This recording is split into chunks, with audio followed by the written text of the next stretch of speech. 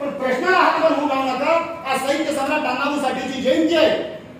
अरे ज्या लेकराला पायामध्ये वाहन नव्हत्या, पोटामध्ये भाकर नव्हती, शिकवण्यासाठी चांगली शाळा आणि कॉलेज महाविद्यालय मिळाले नाही, पण हा साहित्य सम्राट अण्णाभाऊ साठेच्या नावावर आज जगामध्ये कीर्तल्या होतात लोकांच्या. हा याला अण्णाभाऊ म्हणतात.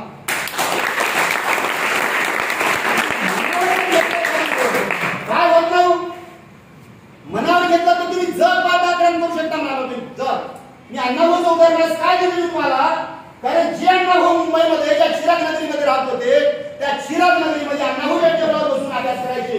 त्या टेबलाला 3 पाय होते, एक मोडेल लाकूड बांधले होते.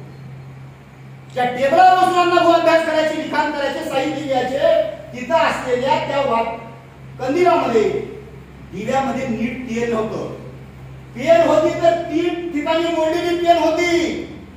आणि एवढंच नाही तर अण्णाभाऊ एकाच ठिकाणी बसून 8 दिवस या पोटामध्ये भूक लागली असताना अण्णाभाऊ साहित्य लिखाण केले. पण अण्णाभाऊ साठे या देशामध्ये साहित्य सम्राट झाले की त्यांच्याची ऊर्जा होती. 4 वर्षाखाली साहेब एका मुलीचा सत्कार केला, तिचा वडील नाही. 4 वर्षाखालीच्या मुलीचं नाव आहे कविता जाधव नावाची. मला वाटतं कुंडळीची ती मुलगी आहे, मराठा समाजातली मुलगी. सरांचं उदाहरण त्यांचं काहीच नाही, समान उदाहरण. मराठा समाजाची मुलगी नोकरी लागला म्हणून पाठवले, BA 12वी केली, DA ला नंबर लागला, कुठंतरी बघा म्हणून अभ्यास करत बसली.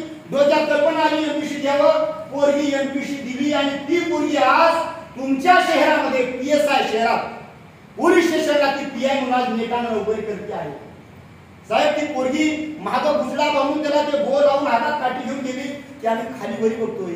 एक काळ असा होता की मुलांना शिक्षणाला बंदी होती. आज काळ एवढा बदलला की या देशाच्या राष्ट्रपती मुर्मू माई आहे, तुमची माय आहे. किती मोठी ऊर्जा आहे तुमच्याकडे.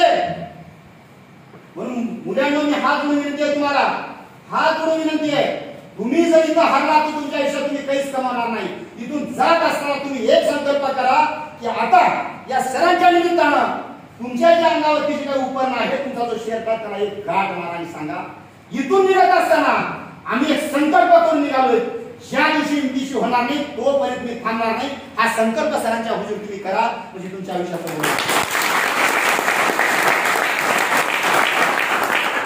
आता माय तुमच्या पत्राचा भाग बांधून ठेवते.